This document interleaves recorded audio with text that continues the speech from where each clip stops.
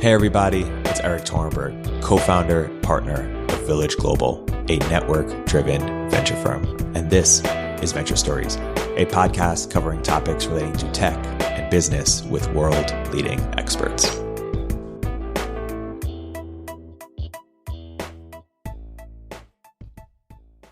Hey everybody, welcome to another episode of Village Global's Venture Stories. I'm here today joined by a very special guest and longtime friend, Joe Marchese.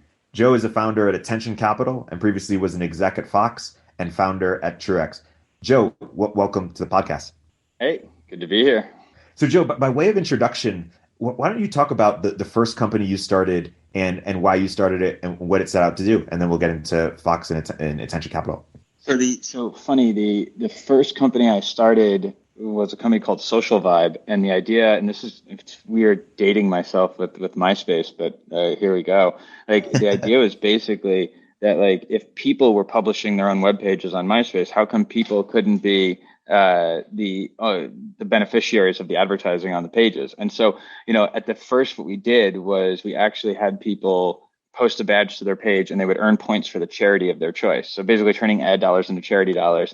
And we had these pink balls and literally we were packing pink balls into boxes and sending them to people on MySpace. And, it was influencers. I don't want to say influencers before there were influencers, because I think there's just always been, but that was it. And it was super fun. And then that kind of evolved into, when the games hit Facebook and Farmville, and you could earn points by engaging with that. But the whole idea was like choice-based advertising. And then this just became a thread through the career. And it was actually kind of the basis for Truex after. Oop, you're muted on my end. If we don't do at least one, hey, you're on mute during every Zoom, then is it really a pandemic? Exactly. Talk about the thesis behind Truex. Truex kind of took that and applied it to kind of premium content, which was why shouldn't if the future of media was on demand and interactive, why couldn't the advertising be on demand? Why does advertising always have to interrupt what you're doing?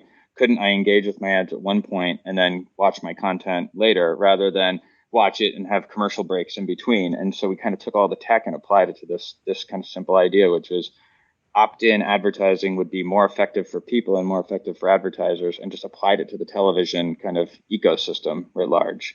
Yeah, that was what Truex was and is, and actually that's what got bought by 21st Century Fox. And then you spent a few years at Fox. What did you achieve there? What was your goal to achieve there? At first it was, to figure out what advanced advertising is. And I still don't know what advanced advertising is. I guess it's everything that sucks less than current advertising. And I really focus in on, can it be fair? Can advertising be fair to the viewer? Like everyone thinks that like advertising subsidizes the content you want, so whatever they want to do is fine. And I take exception. And I actually think that if you really took an ad company that was focused on the people who were looking at the ads, you would actually end up doing something that was better for the publishers of content in the long run, right? Like a modern revenue organization, my argument has always been a modern revenue organization's job isn't to maximize the amount of revenue they make. It's to maximize revenue while least harming the viewer experience. And if you're really good, you can actually make it additive to the viewer experience, right? Wasn't that like Google search ads were actually additive?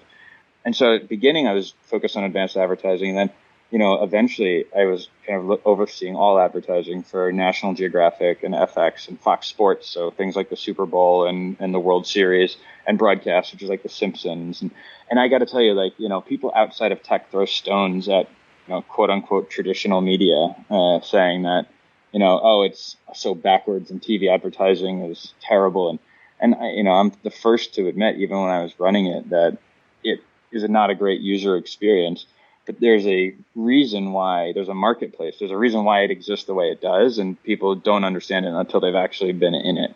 And so people were surprised when I stayed as long. And I got to tell you, like, the number of startups that are running multiple billions of dollars worth of revenue and highly profitable is very low, as you and I know. And so to run something like that was absolutely a chance of a lifetime. So I did that for a couple of years. And then, as some people out there know, Fox and Disney had a giant transaction, and I kind of took that as time to get back into starting things. And before getting into Attention Capital, what don't they appreciate from not being in like, pull that thread a little bit?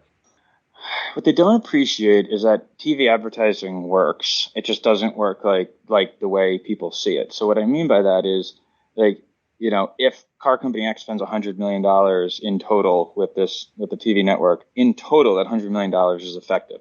Not every one of the ads, I don't need to see the ad 40 times. And yes, you show it to people who don't necessarily need to see the ad.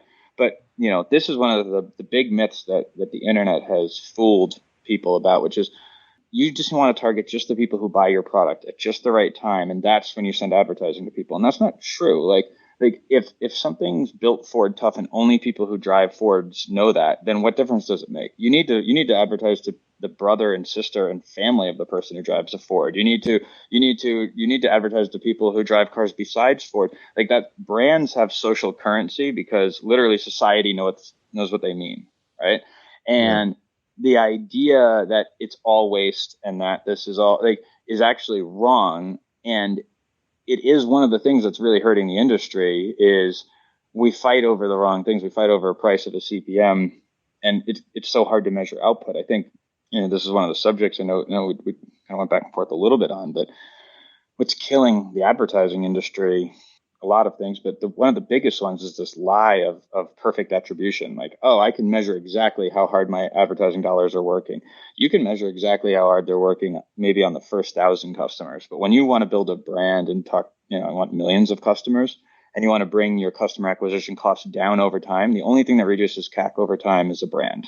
And building brands is different than performance advertising. It just is. And Yeah. there's just so many factors that go into it. Was the creative good? Is the product good? Kind of important whether or not the product sucks or doesn't. Like, is what's going on in the macro economy? I mean, I used to joke, I didn't understand how people say, oh, if you work with me, I can help you get ROI, car company X. And then, well, what if car company X's competitor starts giving away cars for free? Like, is your ROI is going to suffer? Does that mean you did it? Like, what happens if the car company X's brakes don't work? I have a feeling that the advertising isn't really going to help at that point. So I think that but it's a very easy and intellectually lazy argument just to say, oh, well, we can measure everything. And people, like, since they're very uncomfortable, and everyone in tech is very uncomfortable with anything being even in part art, they're uncomfortable with the art part of advertising. So Yeah. they just kind of overlean. And I think we've overswung as an industry towards that side, towards data. So is the lie both the impossibility of it, but also that it's not a worthy goal? Yeah, I think it's actually exactly right. Those are the two sides. One is it's not perfect. Like, on what time horizon? I see an ad for a McRib today, and 6 months later I go buy one. Like, how do we know? Also, like, 14 other things happened to me that day. How are you isolating for which thing led to the conversion later? And you have, I mean, the tricks that happen in advertising, cookie bombing and trying to spoof attribution. And like, there's just so much of it. Like, I mean, if you work with most ad performance companies and some of the very big ones that we all know, we'll go unnamed, but like, they'll always show you an ROI report that works. And yet you'll see your sales decreasing. And even if you don't see your sales decreasing, you see your margin decreasing. And if your margin decreases, you become a commodity. If you become a commodity, you're just going to keep reacquiring your customers through the platform. So that leads to part two. That's not the goal, right? It's a really hard thing to do because famously CMO's tenures isn't that long. So, or it's not when like things aren't going well. And so it's hard to have the kind of fortitude you'd need to say, no, we're taking a long view on building a brand and what it means to build a brand. But you see it when you see a lot of these D2C companies, they reach a certain scale. And then all of a sudden you see billboards and out of home. And I mean, I'm on the board of Clear Channel for a reason. Like, I'm not trying to work my way back to the oldest form of advertising possible. I don't think there's a smoke signal advertising company out there, but if there was, I'd be interested in it because like it may be inaccurate, but it's very hard to fake, right? Yeah. And that it works. Right. And it feels like attention capital is a lot of the culmination of your experiences, or at least you've kept pulling this thread, right? So talk about what is attention capital, and then contextualize it in your career in terms of what's the thread you've kept on pulling. Well, I think there was what attention capital was going to be pre-COVID, and then there's kind of what I'm using it for now, which I'm sure is kind of common. And actually, I've kind of taken a second to say, I think take a break and say, you know, originally, and the thesis still holds that the attention economy is kind of what the entire U.S. economy or global economy is based on, meaning the things that we give reputation to or what we spend our money on, like how we make choices on cars and movies to watch and what we do with our attention actually shapes everything else. Like that's just a universal thing. And so I spend a lot more time now with attention in advisory work while I wait and kind of think like, where do I think is the most interesting threads post? And as you know, there's two sides to this coin, which is, after I sold my company, after I sold Truex to Fox, I founded Human Ventures with Heather Hartnett. And Human was this incarnation of like the superpower behind all great companies is the people. And this is kind of very part and parcel what I was saying about art versus science. And that success is like, where humans spend their time and attention and what you can demand of others. And so that was the early stage. And attention was looking at, well, later stage, like people are trying to understand the attention economy, or they're mispriced because they have high value attention, but they're not valued properly, is a really interesting space. And then, in a COVID world, it was kind of a full stop and say, well, what do we think will be very interesting post COVID? And so I'm still just kind of feeling that out right now. Yeah, we're going to dive into that, but a few points from what you mentioned. One is in a previous podcast, you mentioned some with Digiday, you mentioned something along the lines of, we've tended to overvalue what we can measure, and so by extension, what can't be measured gets undervalued, and that goes Yep. speaks to your art and science point. I thought that was really interesting. Yeah, no, I think that's absolutely right. Like it's very hard to measure if someone goes to an event and it's experiential. We all know it. It's really sad that we're not going to South by or CES, and like everyone can make fun of it. Thank God we're not in Vegas right now. Or thank God, oh man, what a crush. But come on, how much of our careers and our connections and people we got to know? Like what is a relationship worth? I mean, I don't know how to put a price on it. Like maybe Salesforce and Slack can figure it out once they're together. But like that built our careers and your networks on these things, and they're very hard to value. And so if they're hard to value, people just kind of throw away and say, I'll pay for what I can measure. And so I believe that there's a whole class of things out there that are very hard to measure and they're undervalued in the market. What's an example or something that comes to mind to make it a bit concrete for people?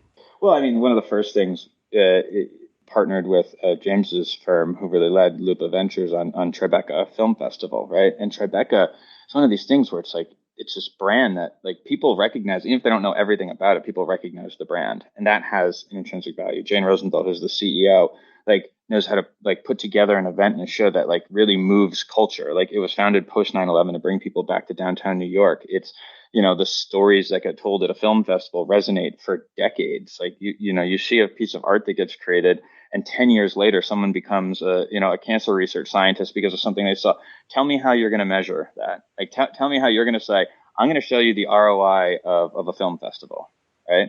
And it is, I love that space. Like, when National Geographic back at Fox, it was impossible to say, the sponsors and brands who worked with National Geographic on telling these great stories about the environment, how many kids did they inspire to go change a career, right? Like, forget like what the immediate ROI was. Like how do you form brand love? Like these things that are very hard to measure are just constantly undervalued. And so I try to get involved as many as I can. I think one of the things you find though is you can be right about it being undervalued, but if you can't figure out how to value it, you can't get it paid for in the same way. So, and I don't mind picking up that mantle as a challenge every now and then. Yeah. Yeah, it's interesting. We don't have ways of measuring real like the depth of affinity or depth of loyalty or yeah, it's very sort of binary or crude. Talk about Stone Soup and your theory of that that's the real key for entrepreneurship. Okay, so I was, and this is not to kill all the other business books out there. I hate to take away a lot of business from our friends, but I think the only book an entrepreneur needs to understand thoroughly if they want to be a great entrepreneur is the children's book Stone Soup.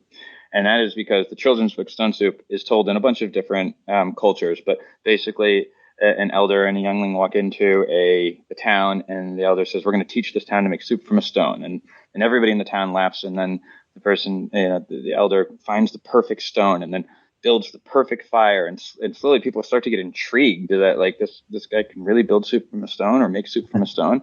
And so someone pokes their head out and they go, "Can you really make soup from a stone?" And the elder goes, "Yes, but it would be better if I just had a few carrots." And then the person goes, "Oh, well, the villager says, I have some carrots squared away." And then that happens with potatoes, and then that happens with onions, and it happens with chicken. And for children, at the end, everyone's eating and having a good time at the end of the book. And the children's lesson in the book is when we all work together, we all eat. And I would say that the entrepreneur's lesson is that motherfucker could not make soup from a stone. But what they could do is they could paint a vision that got everyone to contribute their unique abilities to a singular vision, right? That's the fire. And so I think great entrepreneurs, you look at it, there's only two questions that any entrepreneur should have to answer, which is why now and why you, right? Why now? What's changed in the world? Because everyone has the same ideas. Anyone who says like, hold on, I don't want to tell you my idea because I don't want you to steal it. It's like, well, then you don't have an idea. But like, you have to say why now in the world is it time for this to exist, and then why are you the person to make it exist? And that second, the why you, I would always say the answer is because I can attract people with unique talent to this. I can attract people with unique financial resources to this. I can attract, employees. I can attract business partners. Like that's like, so all entrepreneurship is stone soup and like through and through. And because you're never going to end up with whatever you put on that first pitch deck, it's going to change a million times. So you have to be able to see the vision and get people to contribute to it. And then at the end, everyone will eat. Yeah, I love that. That's an awesome metaphor. I want to talk about the attention economy post COVID, but first, maybe let's do a little bit of just historical recap. One sort of thought experiment for you is if we were having this conversation in 2006 when you started Truex. I mean, you've really been pulling this thread for a couple of decades now, it seems. Let's say we had this conversation 15 years ago, and we were speculating over what the ecosystem would look like in the ad ecosystem in 2020 or the ad industry, ad tech. What would we have? Is this similar to what we might have predicted, or if you were to sort of talk about like what's happened relative to expectations, or how do we think about like the different phases that or major turning points in the industry? Like, what comes to mind for you? Yeah, I think you would have predicted TV's fall a lot faster than it did, right? And even I, prior to actually getting a chance to work in television and see the other side, right, would have predicted it faster. And what you realize is, again, brands aren't built that way, right? Oh, like data target, like the human brain doesn't work that. Like we're not comfortable with the fact that the human brain, we still don't actually understand how we have ideas and thoughts and how we shape these things. So that is one that you would have gotten wrong, and a lot of people did at the time. The rise of performance marketing, but a whole new class of advertisers. So affiliate advertising. So what used to be called DR on TV, that just got that last little bit that wasn't willing to be paid for by the Fortune 50 or the biggest of the big. In digital, that's actually that is the 80. That is the 80/20, right? Like the, wish.com going public, sometime coming up here, it looks like these companies that they aren't building a brand. This is of a lot of interest to me, and this affects the advertising and how you would have had predictions is you would have always said that, okay, there's brands and there's retailers, and retailers are basically a house of brands, right? Walmart and everyday low prices, the value proposition to consumers is we're going to curate the best that's available, then we're going to make that available to you.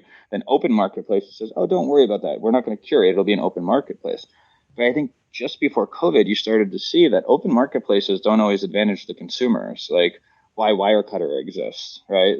Like you don't go to the front page of Amazon to go shopping. You go to the front page with an intent, right? And so I think you wouldn't have predicted that there's a whole class of advertisers that are actually going to take up a large part of the digital market, a large part of mobile, a large part of performance, a large part of like social is affiliate marketers rather than brand marketers. And that is why you haven't seen television really pull back or billboards. I mean, I love out of home because for as hard to measure as it is so present, literally present IRL, right? Yeah. And so I think you would have missed that those didn't decline as fast.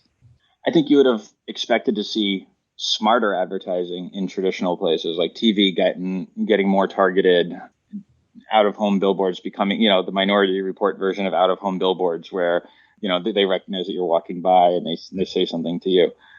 So that's interesting. But then I think because of those two market distortions, the rise of a whole new class of advertisers soaking up all that excess inventory, I think you would have never predicted as much fraud as it probably exists out there today. Like I think the open web barely exists anymore, right? I mean, how many websites do you go to a day that have advertisements on it that aren't part of the big, call them the big 50, like the New York Times or ESPN or something like that, or B, part of a walled garden, Facebook, Instagram. So then if I say the rest is open web, how much do you think is left out there? Probably not much, but I would guarantee you there's billions of dollars trading in impressions on that market. So that's a bizarre one to me. Still can't Well, figure that one out. and the how about just ad tech from like a venture perspective? I'm sure you've gotten hit up over the decade plus over all these ad tech startups asking you to invest or for advice.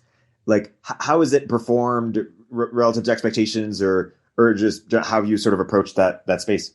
Yeah, I tell people never take my advice in ad tech, and actually, I'd say most people shouldn't take advice from people who are too jaded by because it's too easy to see everything that can go wrong, right? It's too easy to see how Stone Soup is going to spoil, right? Because I know everything, and I've given people advice. I've said this could make a lot of money. I don't think it adds value, and I think that there's a lot of ad tech out there that can make money for someone because it is eerie how similar some ad tech, I would even say a lot of ad tech is to Flash Boys, if you've read the Michael Lewis book, right?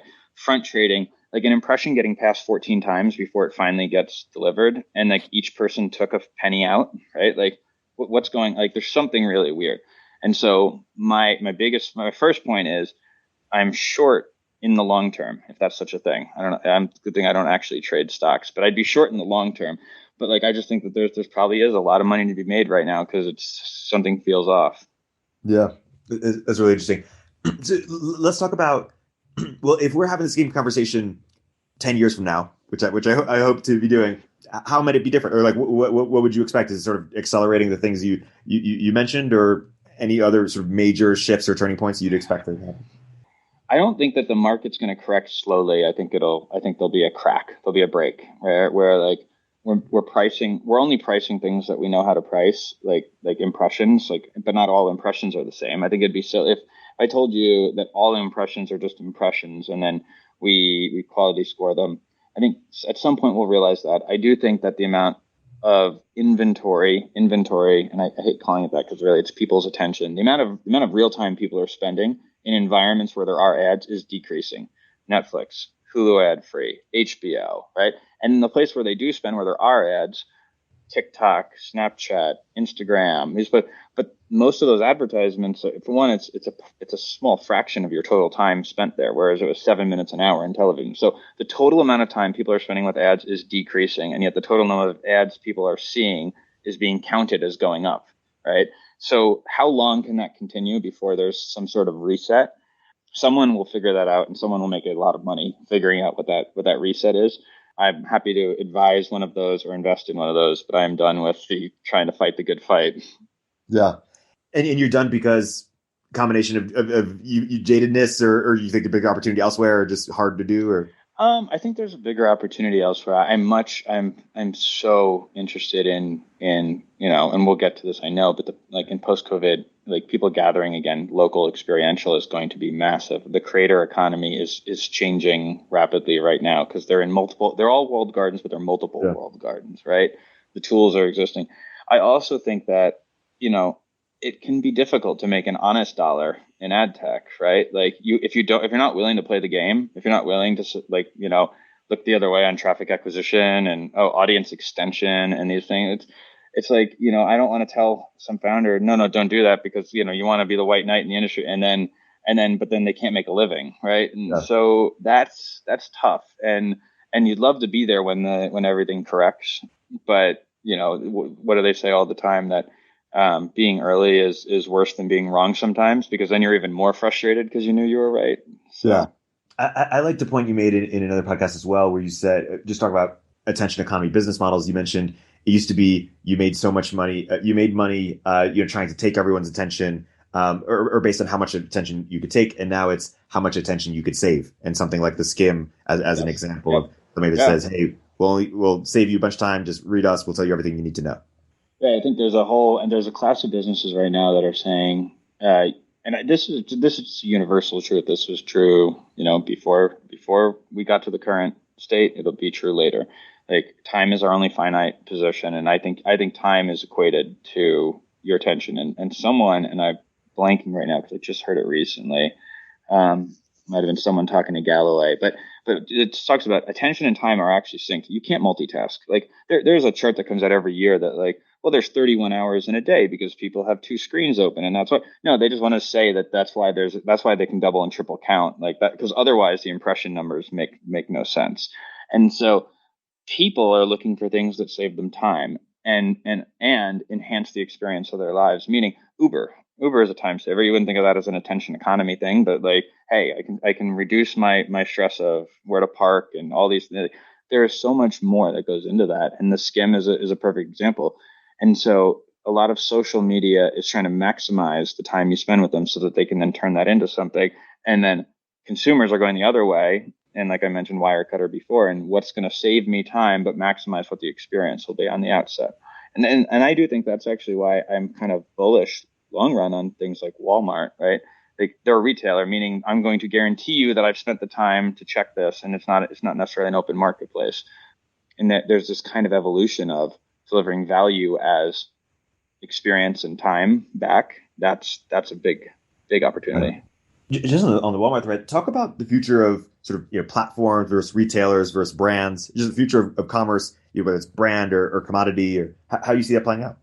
Yeah, I think that was, I think that there's all open marketplaces optimize for percent margin. And that's really, really important because if I make something for $10 and sell it for $12, humans are like, oh, $2, that's 20% margin. That's great, right? $2. But if I make something for 2 cents and I sell it for 3 cents, right? You're saying that's a penny. Oh my God, I'm not going to do that. That's no money. But a computer is like, that is amazing. Do that a trillion times. That's 50%, right? That's a much better margin than the 20%. And so open marketplaces always tend towards percent margin because that percent margin can then get put back into marketing promotion. It doesn't matter whether it's good or not, right? It doesn't matter whether it's value or not. And the platform doesn't take responsibility for the product in the way a retailer might.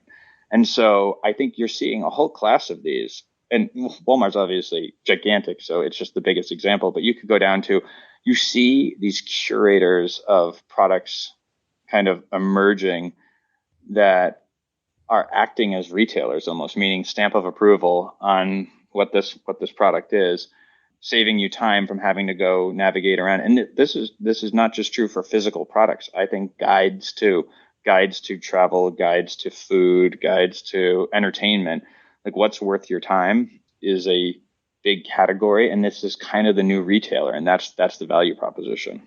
Yeah, that's awesome. Let's talk about post-COVID. I know there's a few themes. Some of them are sort of returning to, back to what it was, like local, for example, and we'll get into it. But first, let's just talk about, where do you see COVID in a post-COVID world as being fundamentally different than a pre-COVID world? Like where have we changed the game?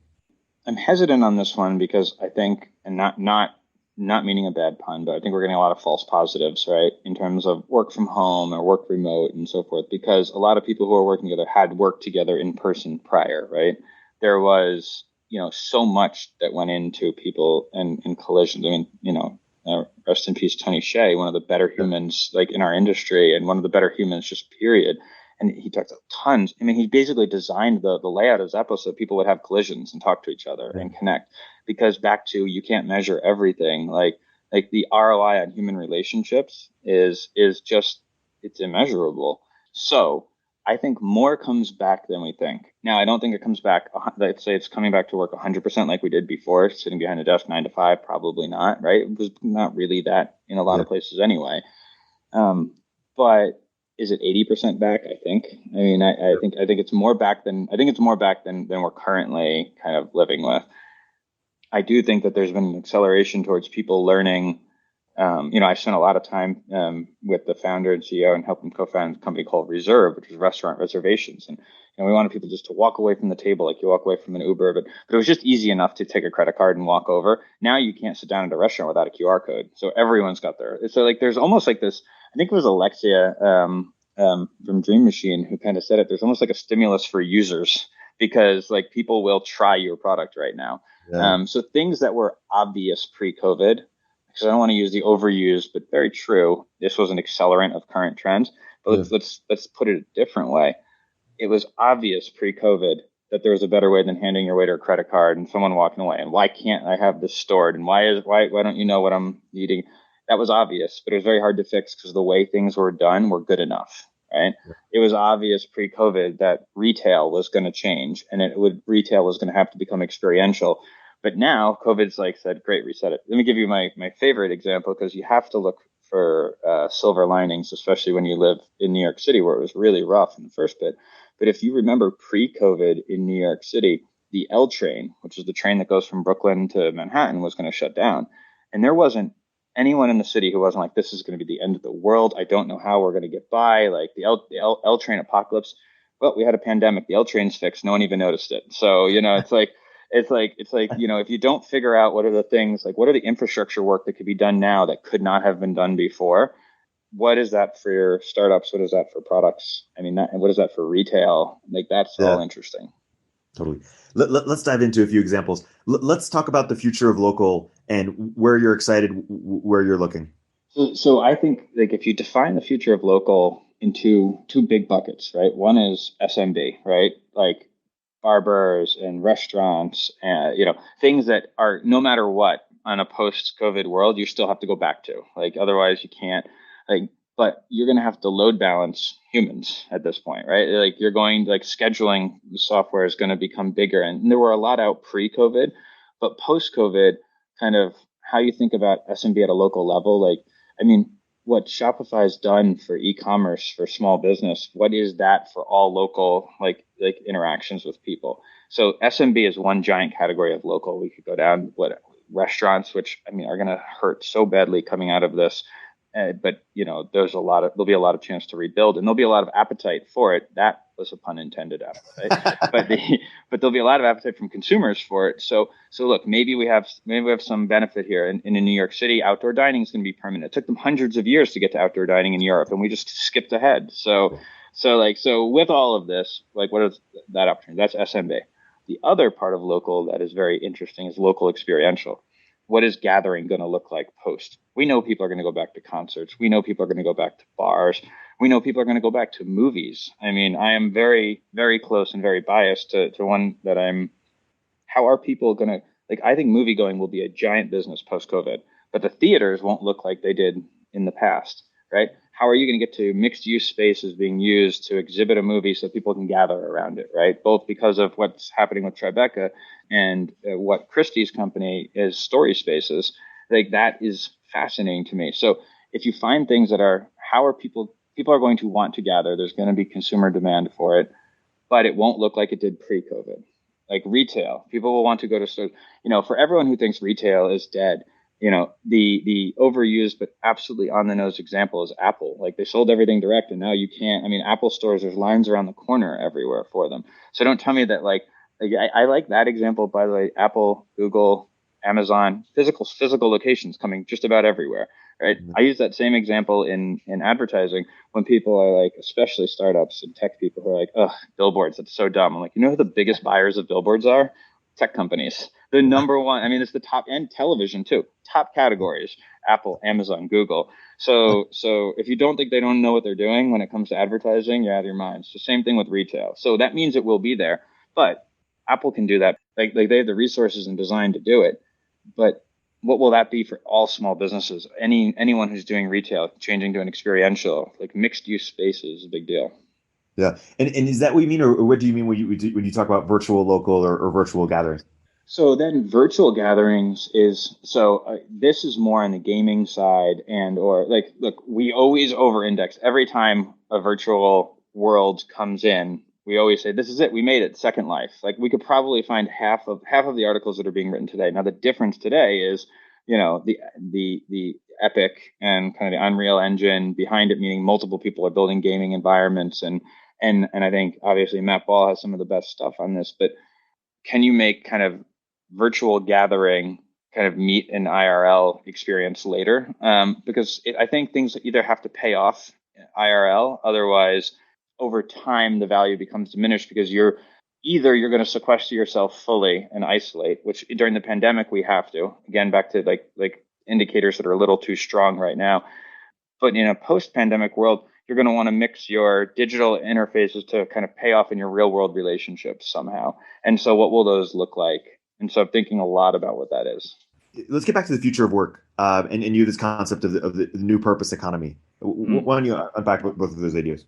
All right. So, the purpose economy one is one that I love, love, love, love, and uh, I haven't found a thread in terms of what makes the business model for it. But you know, if you believe that we're in a place where you keep seeing an increase in disparity of the wealthy and the haves and have-nots, right?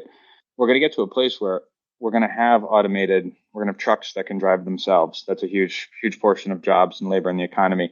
Restaurants are going to become more efficient in so many ways. Like you've got tellers at CVS's and other convenience stores that don't need to have people standing there. So all of a sudden, our economy will be just as efficient as it always was. Actually, it'll be more efficient. We'll produce plenty of food to eat. We'll produce plenty of housing. We'll produce all these things.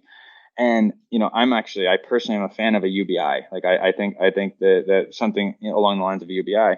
But I think you need more than that. And I think that there's this purpose economy. So the same way I think in attention, only the things that can get measured are being valued. Like we all know that childcare is valuable to the economy, but it's not paid for out of the economy. Coaching in your local little league is valuable to the community, but it's not paid for. Civic participation is valuable to the community, but not paid for.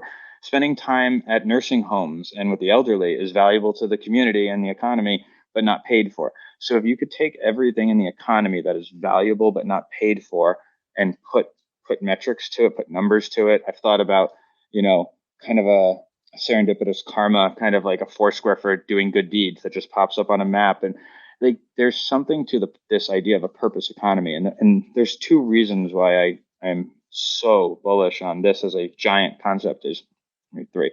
One, I think the work Michael Tubbs did in Stockton, kind of uh, uh, putting out the flagship program for what does UBI look like, what's possible, how this is possible at scale.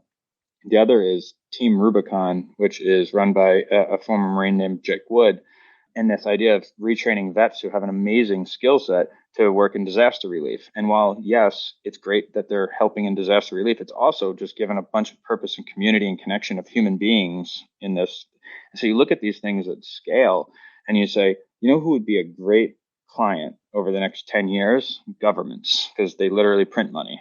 And so if you said, I want to help build a system, like kind of a new Teach for America, a new this idea of properly valuing and rewarding the purpose economy and tying that to a UBI. That's my someone show me how they're going to go do that, and I'm all in. I love that idea. I'm gonna be noodling on that one. And then how about in terms of just the future of work as it relates to distributed companies or how you see that playing out? Yeah, I think a lot of people can talk a lot smarter, but like I said, I think that we're over-indexing now for how easy it will be to be distributed. But that means that talent could be anywhere. And so, I really started my career back in 2000 at monster.com and like the job boards. And job boards are really just advertising, trying to match labor and employment, right? And you see the modern ones today, like if you think about the Muse run by Catherine Minshew, or you think about like what LinkedIn has done for passive employment, it's like it's gotten more efficient with the labor market.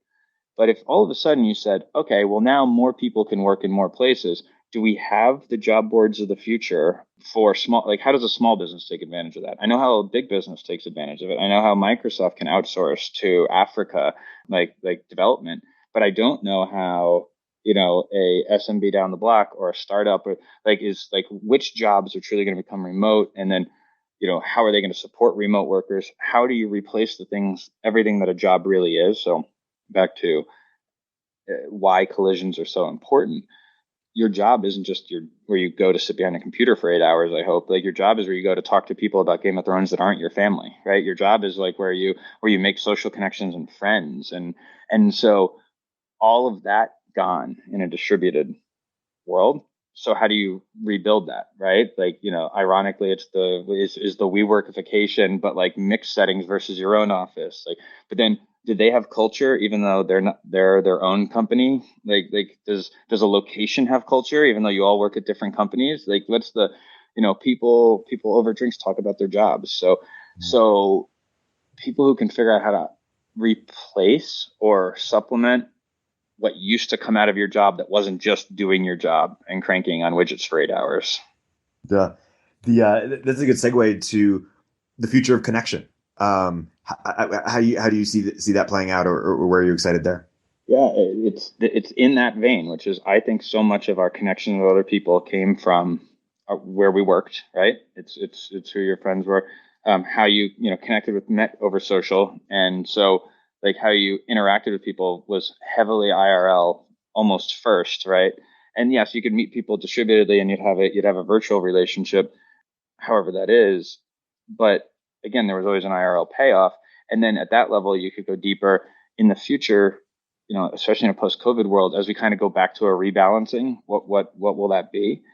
I think that the ones that have had the biggest gains in this last uh, during all the pandemic is you see a lot of the fitness, right? But the fitness apps aren't just fitness. Like if you think about Peloton, Peloton is hardware meets content meets community, right? And so purpose-built hardware. So anyone can say, oh well, it's an iPad screen and a bike, but it's not because it does just that. There's no risk that it's going to not work for exactly what it's purpose-built for. It's designed tonal, mirror, like same thing. Purpose-built hardware meets the content that's on it, and you begin to build a community around it. So will we have that for concerts? Like I'm sure you've tried to do it. I know I have, like during the pandemic, like, okay, let's all watch a concert with our friends, and you've got a Zoom set up, and then you're looking at the screen that's on the far wall, and the sound isn't just right, and everyone needs to. That's not right. So I'm going to build purpose-built hardware so that we can be more communal around group events. I'd be interested. Portal started to go down that way, right? And if that's the 1.0, where does that go? What's the Peloton for social connection? If you know, I've spoken to some people who are working on big products in the dating side. Like they say that the dates right now are you're holding your phone in front of your face, but like that's not how you'd want to sit. If you were sitting with someone and having a conversation, there'd be an atmosphere around you that you could talk about. There would be music that would play on both sides, like all of those things, which would require almost purpose built kind of thinking, Yeah. not just repurposing a laptop camera or a phone camera. And people are hacking it now. Like they'll set up a ring light, and they'll set up Yeah. well, the phone will be here so they can sit on their couch. But like someone's going to say, okay, all the stuff you've been hacking, we're going to make a real product for and make Yeah. it better. By the way, you mentioned biggest gains. You're on fire with the puns today. I have Oh yeah. Oh man. to. Oh, that one's okay. I'm retroactively making that one intentional. Yes. It's funny. I thought when you said biggest gains, I thought you were going to say OnlyFans, just because that is absolutely taken Yeah. off. Just to, What? yeah. Well, that goes to this category of creators, right? Like this idea that monetization of following, but you don't need to have it. Like so, all of the internet was based on accumulation of like vanity metrics. They weren't necessarily meaningful. Like most impressions. I reach 1 trillion impressions a day. I don't even know what that means, right? Like I reach every ad network reaches 90% of the U.S. population. Like, weird. I don't know how, but like they do. But like, can you make it like, can you make a cottage industry and say, no, you don't want to get to scale. You actually you want to have like 100 fans. And can you make a viable business out of 100 or 1,000 fans? And that seems to be what OnlyFans kind of shown. And it's been proven out time and again. Adult content gets there first on the internet in terms of what makes money. And then the rest of us figure it out No. later. To maybe in a segue a little bit, talk about your theory of booze, banks, Ah, and other regulatory moat businesses. Yeah, so this is new and interesting, but like, so I've been spending a lot of my time with a tequila company, and I partnered with the CEO and founder, who's been a friend of mine for years, and we started building, and I mean literally a distillery in Mexico, an import license, and taxing. And in the US, you have a three-tier rule, which means there's no such thing as real D2C. Like what looks like D2C is still going through the three tiers, right? You get it into an importer, goes to a distributor, the distributor goes to a retailer, and then it can go to a consumer, right? And all of this it looks so painful from the outside, and yet you realize that that's a built-in regulatory moat. That once you figured it out and you're on the other side, there's a lot of room to run. And you're seeing it in fintech right now. I mean, you just saw it with the massive round that Current just did. We were there from the very beginning, watching Stewart like build a bank. And like building a bank is expensive and very hard and highly regulated, right? But once you're on the other side of building it on the rails, right? Instead of thinking, oh, well, this is easy. It'll be a wild, wild west. It'll just be a direct to consumer. No, you build a bank, you do the hard work, and you're on the other side of the regulatory moat. Now, what's the best product for the consumer? How quickly can we iterate on the brand? How do we market? And I think the same thing in alcohol. I think so. I've kind of I've done a 180 on what I think about regulatory based businesses. Now I want to find people who want to take it on, but actually have the ability to do it. And it is capital intensive to get there. But if you believe they can get to the other side, then they can truly differentiate versus like most things in D2C, not most, because actually manufacturing a decent product is always hard to do. That could be your moat. But most things where it's like, oh, anyone can pick up a laptop and buy some Facebook ads, and they're in this business. That's like, I think that's a bad place to be. Yeah. So fintech, healthcare, education. Yeah, I mean, look, healthcare, I'd love to see someone do more with it. I haven't gotten anywhere near it other than, some companies that Human found some amazing founders that know it, because it's one of those things I want to see it get fixed, and yet I don't know what I don't know, and I'm perfectly comfortable with that. But like once you're on the other side of the regulatory, so the one Paloma, which is dealing with hypothyroidism, like once they figured out, okay, this is how doctors can treat people through telepresence. This is what's allowed. Then it becomes, okay, now it's marketing and product, and we're all good at marketing and product. Like that's why I get nervous when people pitch a deck and it looks beautiful, but they don't know how the guts of it have to work. Totally. And then during Charles closing here, the future of commerce, of course, we've talked a bit about. Is there anything we haven't talked about there that you're excited about? Is it sort of, Wirecutter for X? If I was to do the TLDR, what were you excited about? Yeah, yes, I think that's true. I think if we see people post-pandemic start to pull back on how much they spend on experiences versus how much they spend on things, how they trust brands. So I think, the same thing is happening in multiple industries, in entertainment and in products. It's amazing how similar it is. The barbell, meaning there used to be a spectrum of quality of goods, right? Now there is commoditized goods that you're just acquiring the customer one time, like all the affiliate marketers, the lowest, the lowest costs, whatever it is to get to, and then the highest are winning. LVMH, right? Like the quality matters. The brand is Nike, Patagonia, like all right, and the middle is just going away, right? It's the same thing in content, right? I'm either watching HBO, or I'm watching FX, I'm watching The Americans, I'm watching Fargo, or I'm watching TikToks that cost nothing. And the middle is gone, right? And so I think that consumers will be able to pare down to things that matter most to them. They'll pay up for brands that they trust. And the reason why brand matters is brand is the promise of what you experienced last time with the company is the same thing you'll experience this time, right? When Samsung got all the flack because the battery issue, well, why was that a big deal? Well, because it's Samsung, and they're going to make more phones in the future, and they had to earn consumers' trust, and they better fix it, and they better do this. If that was just brand X, commodity Y, and it just disappeared, like no one would have been held responsible for that, right? So consumers will pay up for brands because there's this idea in philosophy that's always been one of my favorite sayings, this idea of object permanence. It's like, when you cover a baby's eyes and then you show yourself, that's peekaboo, like because like they don't know that you're still there. Brands are object permanent. It will be there 6 months from now, it'll be there a year from now. I can trust the ingredients, I can trust the product. And then everything else will be a commodity that I will reacquire through the customer and eventually through the platforms, call it Facebook, Google, whomever. And the margin on commodities trends towards zero. That's the way it works. Yeah, that's a great place to wrap. My guest today has been Joe Marchese of Attention Capital. Joe, thanks so much for coming on the podcast. It's been a great episode. You got it, man. I'll send you some tequila. Amazing.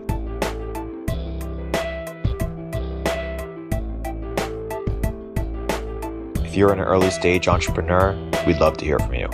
Check us out at villageglobal.vc.